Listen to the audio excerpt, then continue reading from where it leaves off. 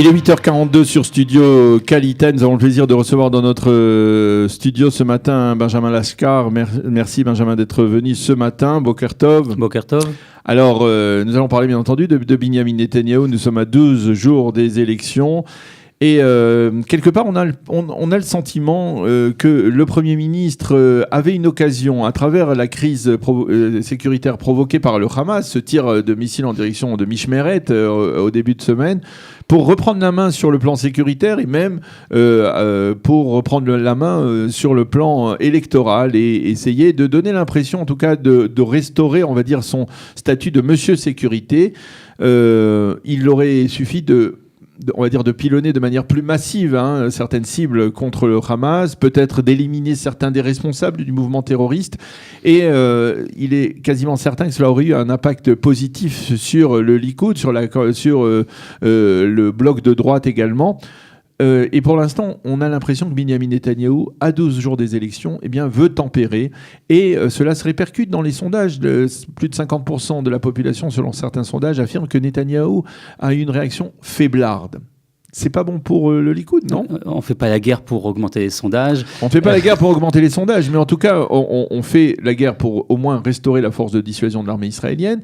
Et justement, celui qui se prétend être monsieur sécurité doit donner des cabalotes, comme on dit, doit donner des acquis, des preuves de la réussite de sa... Il faut arrêter la démagogie sur l'histoire de Gaza. Il n'y a qu'une seule chose à faire à Gaza si on veut régler la situation, c'est prendre Gaza, entrer à Gaza et reconquérir Gaza. Tous les gens qui disent faut bombarder, je crois qu'ils ne comprennent pas très bien que ça ne sert à rien de bombarder. On a fait ça au Liban pendant plus d'un mois et c'est pas ça qui a arrêté la guerre, c'est quand on est rentré dedans.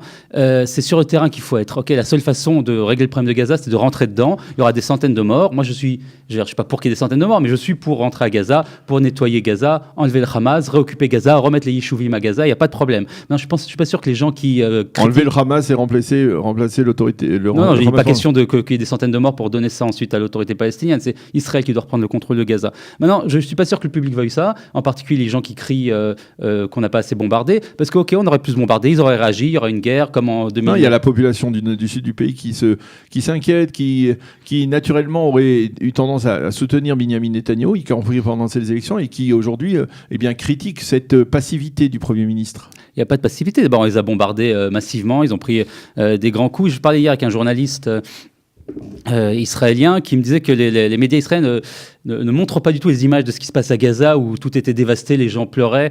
Et la situation, il y a une certaine manipulation de la situation qui fait qu'on a l'impression qu'on n'a rien fait alors que c'est pas vrai. On a vraiment bombardé massivement. Mais le Hamas n'a pas spécialement envie de faire une guerre. Mais maintenant, si on les tue, j'ai rien contre le fait de tuer les leaders du Hamas, au contraire. Mais dans ce cas-là, on fait la guerre. Donc, si on veut faire la guerre, il faut le faire. Mais on a 12 jours des élections. Et en plus, faire une guerre juste pour restaurer son image, ça me paraît quand même... Non, j'ai pas dit pour restaurer, mais j'ai dit... Point de vue éthique extrêmement problématique. J'ai dit parce que c'est l'image qu'il veut qui répercute qui donne de lui. On a l'impression quelque part que il a perdu, on va dire, la main à ce niveau-là. Je suis pas d'accord. D'abord, on vient de passer les 10 années les plus calmes de l'histoire d'Israël. Je veux dire, depuis la création de l'État d'Israël, ce sont les 10 années les plus calmes sur le plan sécuritaire. Je ne veux pas comparer avec les 10 années précédentes où c'était la deuxième intifada, mais même les années 90 avec les attentats suicides, etc. Les années 80, il y avait beaucoup d'attentats. Toutes les décennies ont été largement pires que celle-là. C'est relativement calme. Il y a un problème autour de Gaza qui est vrai. Il y a un problème de Gaza, mais j'ai dit, tout le monde sait très bien que la seule façon de régler Gaza, c'est d'occuper Gaza et de virer le Hamas. À moins que les gens soient prêts à faire ça, et ils ne sont pas prêts à faire ça. Il faut arrêter de dire n'importe quoi. Les gens qui se plaignent ne sont absolument pas prêts du tout à ce que les soldats entrent dans Gaza et qu'il y ait des centaines de morts. Ou des dizaines, je ne sais pas combien il y en aura, mais il y aura des morts dans tous les cas. Et il y aura des morts aussi civils parce que ce serait une vraie guerre.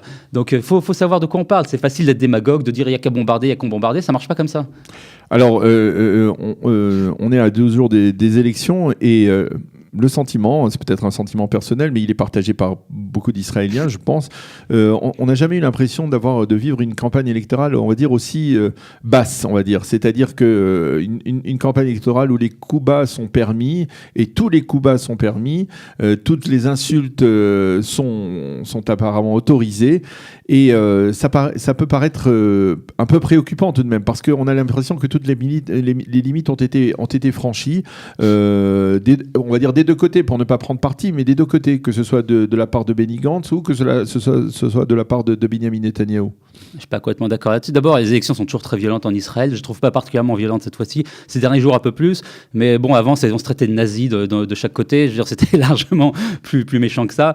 On a des gens qui ont accusé Netanyahou d'être un traître. Non, parce que ce que je veux dire, il faut peut-être penser au lendemain des élections, parce que peut-être on peut arriver Benjamin Netanyahou, s'il devait composer la prochaine coalition gouvernementale, pourrait se retrouver dans une situation où il est obligé de faire entrer le parti de Benny Gantz dans sa coalition gouvernementale. Comment des gens, même si la politique, on sait que c'est souvent... C'est la politique, ça m'est arrivé plein de fois de s'asseoir avec des gens que l'on a très vivement critiqués, mais là, on a l'impression vraiment c'était tombé tellement bas que... Non, la politique, c'est comme ça. Il y a des rapports personnels. On voit pas comment ils peuvent s'asseoir tous les deux, pourront s'asseoir tous les deux ensemble. Il y a beaucoup de personnel dans la politique et d'ego, mais à la fin, les intérêts priment, l'intérêt national prime, et les gens doivent passer là-dessus et puis travailler ensemble. S'ils n'ont pas le choix, ils travailleront ensemble, ou alors il y aura d'autres élections. Mais s'il n'y a vraiment pas de choix, j'espère qu'il n'y aura pas de gouvernement d'union nationale.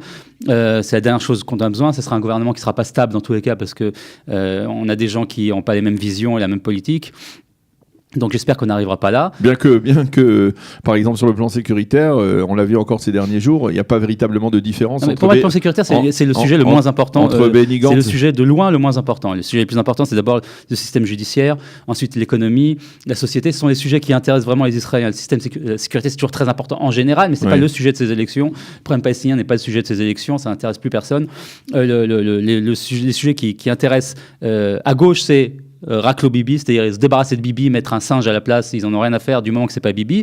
Et à droite, ce qui intéresse les gens, c'est le système. C'est quand même dur de comparer Benny Gantz à un singe. Mais honnêtement, je pense qu'un singe ferait un meilleur job que lui, parce que c'est quand même une catastrophe. Vous voyez, je vous le disais, quand on n'était pas loin d'atteindre le fond du fond. Non, mais on a des révélations extrêmement graves hier sur des appels d'offres truqués avec la police. Les mêmes personnes qui ont fait les enquêtes extrêmement bizarres contre Netanyahou s'avèrent être a priori eux-mêmes corrompus.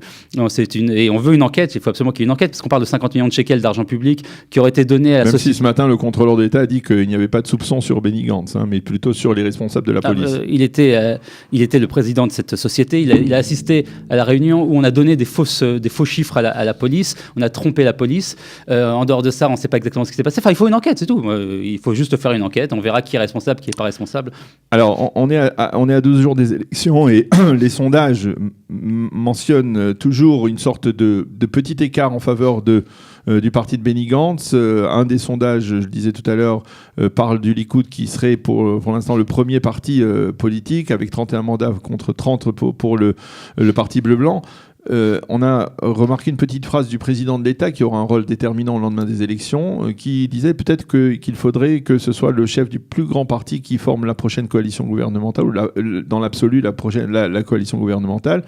Est-ce que c'est un objectif pour le Likoud de passer devant le parti de Benny Gantz, au risque d'affaiblir les petits partis ou certains petits partis partenaires de la coalition gouvernementale à droite qui ne franchiraient pas le seuil d'éligibilité, ou alors il faut renforcer justement ces partis qui, ces derniers temps... Nous, on est Likoud. Le problème du Likoud, c'est de faire le meilleur score possible. Mais les autres partis, c'est leur problème. Si le Likoud a que 61 sièges arrivent au Likoud, et ça sera parfait. Nous, notre but, c'est pas que les autres partis aient des sièges, c'est que le Likoud ait des sièges. Oui, mais si des partis comme par exemple Israël Beiteinu, ou comme le parti Chasse, ou comme même le parti de Naftali Bennett ne franchissent pas le seuil d'éligibilité, Benjamin Netanyahou aura peut-être un Likoud un petit peu plus fort, mais il ne pourra pas former de coalition. Il pourra former une coalition différente. J'espère qu'il ne sera pas celle avec Gantz. Mais le but du Likoud, c'est pas que... On ne peut pas d'abord contrôler les gens, dire aux gens... un tel voter pour tel parti, enfin ça marche pas comme ça. Nous on appelle les gens à voter Likoud, et vous avez raison, c'est très important que Likoud arrive premier, parce que il y a le risque que Rivlin, qui est un président extrêmement problématique, et qui a non, il y a des raisons pour lesquelles il est problématique. Il faut pas oublier que Netanyahou non, a c'est tout fait pour qu'il ne soit pas élu. D'abord, c'est une fonction qui devrait plus exister, le président, c'est sans rapport avec lui. Mais c'est quelqu'un qui a une haine personnelle de Netanyahou, et il peut utiliser cette situation pour pour ne pas lui donner Oui. Enfin, ensuite, ça marchera pas. Mais à la fin, ça reviendra quand même à Netanyahou s'il n'y a pas de coalition qui est formée par Gantz. Donc, c'est pour ça que c'est très important que le Likoud arrive premier et que le maximum de gens votent Likoud. D'abord parce qu'il y en a marre aussi des petits partis, je veux dire, avec tout le respect. On veut un gouvernement stable et il doit être basé sur un Likoud fort. Dans l'idéal, ce sera un système où il y a un grand parti comme dans tous les autres grands pays démocratiques. Un grand parti gagne les élections, il a la majorité des sièges, il peut mener sa politique, il ne doit pas faire de compromis tout le temps avec des petits partis qui utilisent leur pouvoir de comme je disais, on est à 12 jours des élections, on n'est pas dans l'idéal et aujourd'hui, pour former une coalition moi, j'appelle les gens à voter gouvernementale... Likoud, pas à voter pour d'autres partis. Ouais.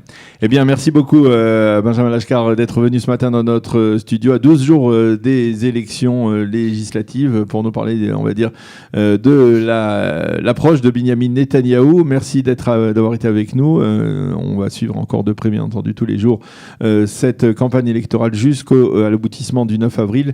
On vous souhaite de passer une agréable journée. À bientôt. Merci. Voilà, nous allons marquer une petite pause musicale avant de retrouver Eliane Aguirre-Finkel qui clôturera cette heure d'actualité sur Studio Qualité.